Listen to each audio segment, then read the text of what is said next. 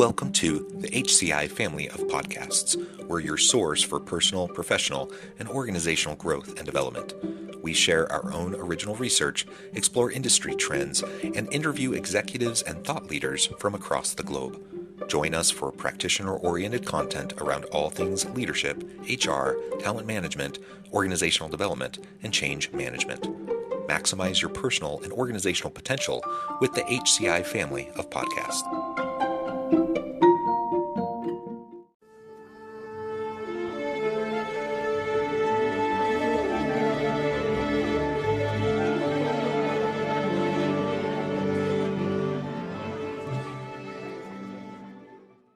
Helene Cahen, welcome to the conversation today. Hi, John. Very nice to meet you. Thank you. It's a pleasure to be with you. You're joining us from the Berkeley area in south of Salt Lake City in Utah. And today we're going to be talking about your recent book, Fire Up Innovation, Sparking and Sustaining Innovation Teams. I love the title of your book, and I'm super thrilled to have a chance to sit down with you and to explore this together today. As we get started, I wanted to share Ellen's bio with everybody. Helene Cahen is author of Fire Up Innovation and is an innovation strategist, trainer, facilitator, and speaker with over 20 years of experience helping companies navigate innovation challenges. She's the founder and principal consultant at Fire Up Innovation Consulting, previously Strategic Insights, where she guides Fortune 500 companies, small businesses, and nonprofits to understand innovation, create innovative new products and services, build effective teams, and support a user-centered culture. Now, I could go on. There's a lot more to your background and your bio, but I'm going to pause there. Anything you would like to highlight by way of your background or personal context before we dive on in? No, I think it's a great start. Thank you. Okay, well, wonderful. When I'm sitting down with authors, one of the very first things I always like to ask is why this book? Why now? A book is a labor of love. It takes a lot of time and energy and commitment to put all of that experience, all those thoughts down on the page. So why did you feel this book was so important to get out there into the world now? So I studied creativity, and I have a lot of books on creativity. And one of the things I was joking with my roommate at the time when I studied at Buffalo State University is how to make it sexy. And what I wanted to do is a book that has kind of represent me in the sense that is both anchored in research and theories, but it's also super practical because I think we can talk about innovation to death, and if we don't practice this, it's not going to be helpful. And I also didn't want a tool book because if you don't understand the basic of innovation, creativity, and the principle, then a tool doesn't really help you, because it's like, building a house. If you have a bunch of tools, but you don't know the principle of architecture, it's not going to help you. Yeah. Yeah. And then COVID hits, and I had more time. So it was the perfect opportunity to work on this book. Well, good. And that's as good enough of a reason as any. I know many people spawned all sorts of really great projects during the COVID era. In fact, this podcast for me was a COVID project. I released my first episode May 8th of 2020, a month and a half after the lockdowns occurred. And yeah, so it's been a labor of love for me. And I've talked to so many individuals that either they started a new business, or they launched a new product line, or they wrote their book in part due to the COVID period. And it was super disruptive. It was super hard for a lot of people. And I don't want to downplay that or diminish that, but it did also provide opportunities for people. And it's great that this book was able to come forth in part, due to how you responded to that hard environment, that hard situation. So you've been working with companies, in this innovation space for a couple of decades now. What first sparked your interest in working with innovation teams? How have things changed in the last couple of decades? Because I can only imagine, that with the pace, the rate and pace of change in terms of technological advancements has just continued to go up exponentially. So as we talk about innovation, I can only imagine that that's been a really interesting dynamic space for the last couple of decades. Tell us more about that. Yeah. So there's a lot of questions there. Just my background, I went to business school and then I wanted the most creative work I could do. And I work in advertising and I work on new products. And I just really loved that kind of the change and creating something new. So that's why I've been passionate about innovation for more than 20 years now. And the changes is like, it's both change and doesn't change. In the sense that in terms of organization, I see like a pendulum swing. At some point, organization decide we need to create a innovation department, or we're going to have this like startup within our organization, and they're going to just work on innovation, and the rest of us is going to work on business as usual.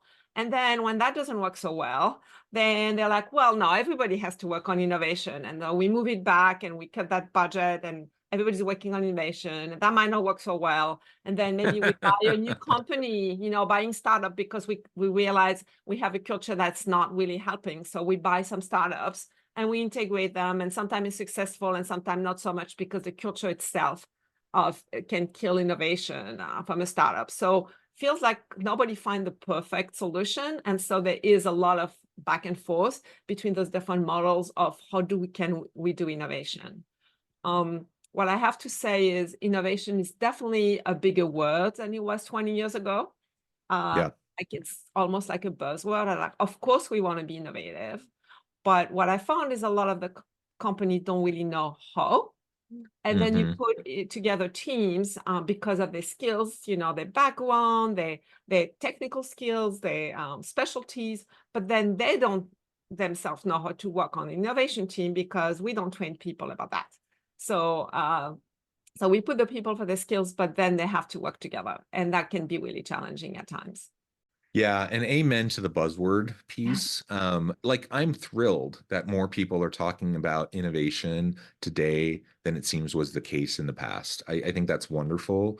But if we don't get past the surface level and it's just buzzword, then that, first of all, what do you mean by innovation? So, right. And so lots of organizations start to use the terminology, but are they really doing innovative things? Or is it more work as usual with a different framing? And so that's part of the question, that I have is if you've seen that shift as well beyond the rhetoric, like more and more teams doing innovation better. You've also, you identified the two main models and the pendulum kind of swings back and forth. I'm also curious to hear, where do you think the right emphasis is, or is there somewhere in between that it should be, and, stop the big swings and have it, in another way that could be more productive and create better outcomes for organizations? Yeah, I think first thing is I think the world is changing really fast. Yeah, for sure. AI and other technology. So I think that everybody is going to need to be able to adapt to the fast pace of change. And so even if your job as usual is not going to be the same job as usual in a year or two from now. So all of us need to be able to embrace that change. And for ourselves and for our team, even on a regular business, we need to be able to embrace innovation. And then what does that mean in terms of the mindset? What does that mean about the tools? What does that mean about being more comfortable with trying new things and failing? And what's the culture is going to happen when we try this AI program? And you know what? It's not great. And we have to go to another one, or we have to learn how to do prompt engineering or all those skills. So I think at that level, we all need to be, we can't expect our job not to change in the next few years. And then at the broader level, I think there'll be some more significant changes that might need to be tackled by innovation teams. And one of the things with innovation is you have to be consistent. And what I've seen sometimes is like, oh, we have an innovation, we give money to an innovation department or something, but 2 years later we cut the budget. And that's not going to work because it takes time. And so if we're trying to get very short-term return on investment, that might be challenging. On the other hand, you also need to have very clear criteria about what is innovation for us, what does success look like, which projects should be considered or not. So you need to really build a system when on the front end, you need to give freedom and opportunity to look at a lot of things. And then as you move things down the pipeline, there is a place when you say, this is not going to meet our $5 million a year goal, or this is not going to be feasible with a mission or something. So there have to be some clear I'm a process person, and I believe that a good, clear process can really be an enabler to successful innovation. So two things that you said there that I think are really important is the culture and the mindset around innovation, and then the processes, the systems to facilitate the innovation. So getting beyond the buzzwords and starting to create an environment and a culture where you're promoting iteration, where you're promoting trial and error, and no longer are you labeling things as failures because it didn't work. It's a learning opportunity. It's only a failure if you don't learn from it. And if you can't pivot rapidly to then do the next thing. And so, fall forward, fail fast, iterate rapidly, try new things. That's hard in a lot of organizational cultures because, there's this punitive kind of a mentality, or like a fearful, if I try this and it doesn't work, my job's on the line, or I'm going to miss out on that next promotion. And then people start to play it safe. And when people are playing it safe, you're not pushing the envelope and you're not innovating. And so that cultural shift, that mindset shift, I think is super, super important. You touched on that. But also the processes, and how can you start to build in to the systems of the organization, processes that really reinforce the mindset that you want your people to have. Thoughts on how we can go about doing that? First, we have to think about it. To your point, I think the culture is above. So if the culture is not going to support innovation, it's going to be killed. For sure. Can train people, I can coach people, I can tell them everything, and they're great at it. But when they go up to management and the first thing that comes is like, it's never going to work, that's it. The team is like, I'm not going to try this. So the cultures are definitely supporting. And then really thinking about the process is not something that is sexy, back to that word, but it's so important. It's such a supportive element. And we don't necessarily think about success process. One thing that is both simple, but having good facilitators, having people that are focusing on the process when the team is focusing on the content. And often we just become a facilitator because you're either the manager on the team or you just been assigned these things, but who is trained about good facilitation? And you see how meetings, just a simple meeting can be really bad. And then you add to a complex process of innovation.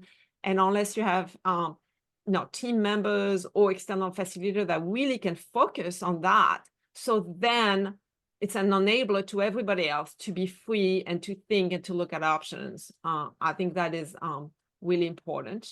And then changing our perception of risk. We often talk about the risk of failing and the cost, but we should also be looking about the risk of the cost of not taking risk. And we assume the risk of stagnation, right? Yeah, and business as usual in the world that is changing so fast is going to be like, it's likely that your business is going to go down. So in a way, innovation is not a choice, and you have to embrace it. Yeah, that risk of stagnation and the risk of just being irrelevant. If you don't keep up with the pace of change and you're not adapting and pivoting and being agile, you're just going to increasingly become irrelevant. You're going to lose market share. Your products and services aren't going to be as good as your competitors. You're not going to attract and retain the best people, and it just becomes this like downward spiral. Exactly. if you can't maintain that kind of a culture, at least where you're trying to innovate. Like nobody's perfect, and you're not always going to be perfect at innovation. You're not going to be perfect with the mindset. You're not going to be perfect with the processes, but you can reinforce those things in such a way that it gives you a much better chance of having consistency in the innovative juices that are flowing within your team and within the organization. And it's not always going to be a home run. You're going to fail more often than you succeed in terms of like traditional failure and success. Not everything's going to work, but if you can create that kind of psychologically safe environment where people can try stuff, where they can experiment on stuff and iterate rapidly, then you're going to have far more interesting solutions to the problems that your organization faces. You're going to have far more interesting potential products and services that are going to be more valuable to the market, to your clients. Exactly. And I think it's really important what you say about prototyping and testing, and do it early. I mean, that's for me is that because in corporate we want to be perfect. So we're not going to get something out even to our management or to users before we feel like it's good enough. But I really challenge team and saying, when this might be good enough when it's really rough, and let's to get it out as soon as possible, get some feedback as soon as possible. So at a point that is cheap and fast, rather than waiting another 6 months to fine tune everything. So get things out when they're messy and they're rough. Actually, you might get better feedback because nobody's is going to think they offend anybody with a feeling on something that looked like something you draw in 5 minutes.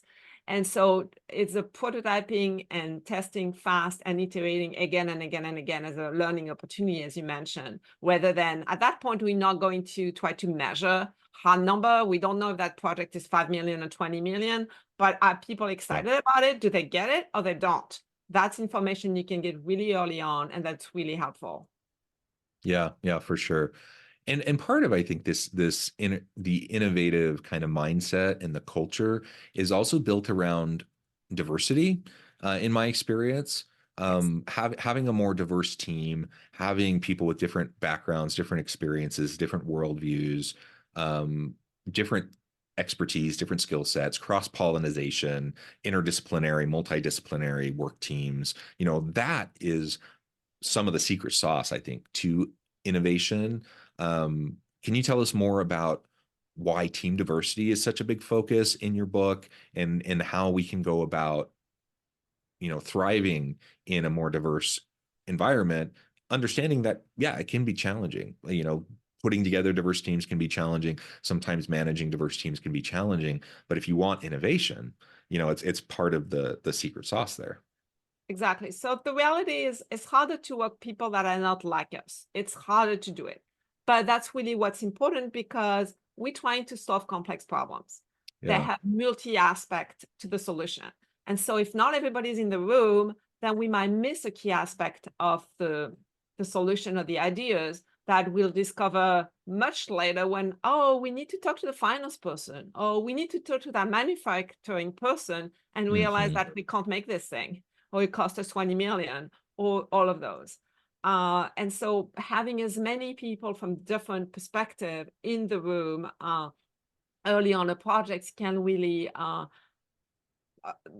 identify issues, find solutions that might come from perspective that you would not think about. Because one of the things about innovation is we often think about it's innovation in product or services or experiences. But actually, innovation can be in anything else. It can be in pricing. It can be in the way we communicate, is who we partner with, different way to make the product. And so if the people that have those kind of functions are not in the room, we're just going to get another product and services, and maybe that's not the answer. Or maybe it's only a piece of the innovation is only that new product services component, but it needs to have all those elements integrated up front to really create a new innovative business model.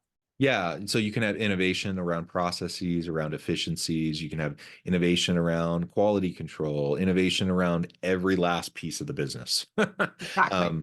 Can be innovated. That's a really important point to emphasize. So I appreciate that.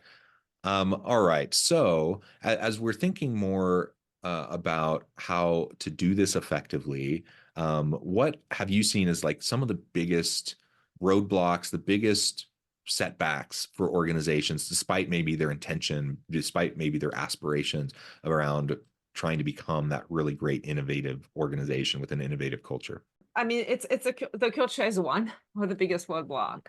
I mean, something that's really helpful is having a team champion, kind of protecting the team, especially early on when it's kind of, we don't know where we're going, and, it might be kind of weird idea or different direction, is having a way to kind of protect the team when they kind of the baby step, those little seeds, and we can let them play in a way that can be really, really helpful. But another thing that is totally on the other side, but it's surprisingly sometimes not so clear, is what are the criteria for success? Be clear, we set them up and up front. So as we move forward and as we especially evaluate pieces of, this is what problem should we work on, or what idea should we select versus we come up with 100, that's easy, but which one do we select?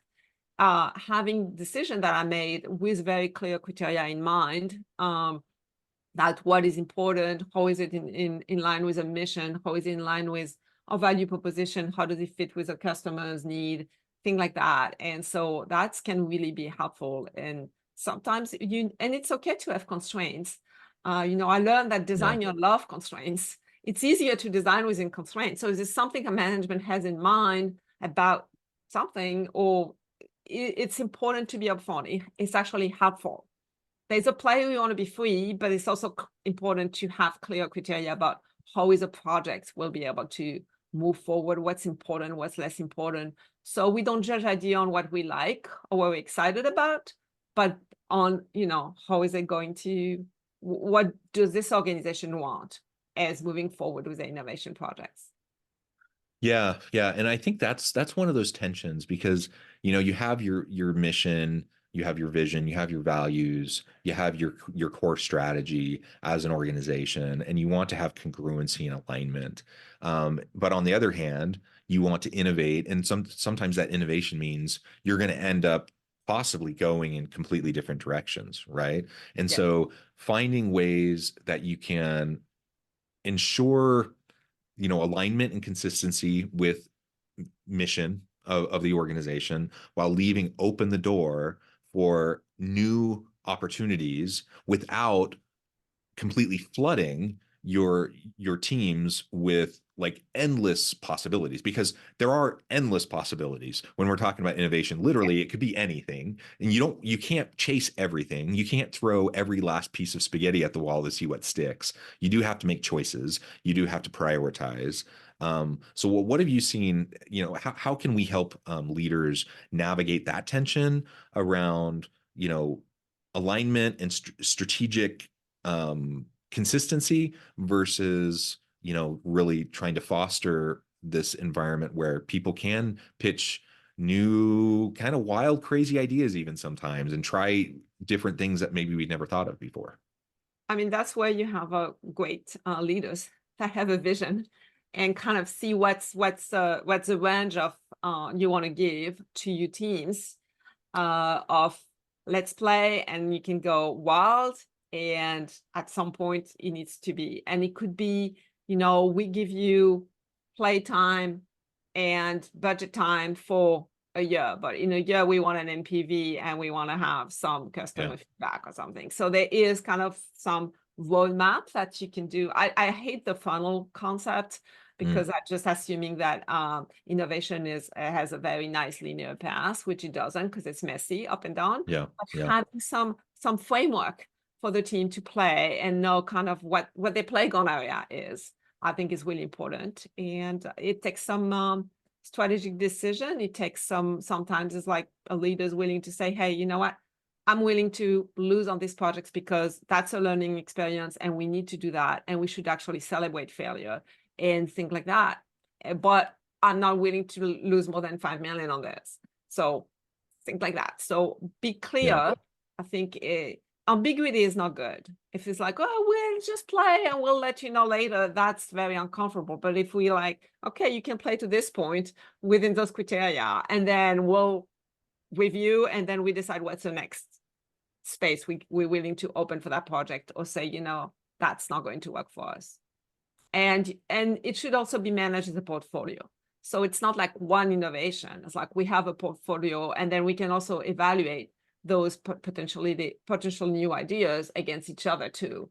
Once again, with clear criteria. So usually there is, you start with a lot, and then you kind of see, well, to get to the stage 2, when you need more funding, this is some things, and we might have 10 projects, and we have to decide the 3 that we're willing to take forward for organization. I like that idea of putting some criteria and some structure around the play. So you allow openness, freedom for people to try all sorts of things within a certain sphere, right? So you do put criteria around it. I think that can really be helpful, because it can also be overwhelming to an individual if you just say, hey, go create the next amazing, brilliant thing. No constraints at all. Some people could do that, but most teams are going to do better if they have at least some level of understanding around what constraints they're trying to work within. And then having freedom to play with the criteria, I think, is excellent. Ellen, I note the time. This has just been a great conversation, but I also need to let you go in just a minute. Before we wrap things up, I wanted to give you a chance to share with the audience how they can connect with you, find out more about your work, your team, and then give us the final word on the topic for today. Okay, so you can find me on LinkedIn. You can find me on my site. It's fireupinnovation.com. And then you can find more information about my book. On the website, you can download a sneak peek, or you can just directly to wherever you buy your books and buy it. I have a Kindle and a paper version. The paper version I recommend because there's a lot of graphs and exercise in the book. And you can learn more about my services. And I always love to talk about innovation. So feel free to reach out to me and we can have a 30-minute conversation. And the last word is just try new things. Try it for yourself today. Just do one thing that you haven't done. Be taking a different road on your bike, or sign up for a class or something, because innovation is really a mindset ultimately. And by doing it for yourself, you will be able to bring that to your organization as well. Yeah, I love it. Thank you so much, Ellen. It's just been a pleasure. I encourage the audience to get connected, find out more about what Ellen can do for you. Check out the book. And as always, I hope everyone can stay healthy and safe, that you can find meaning and purpose at work each and every day. And I hope you all have a great week.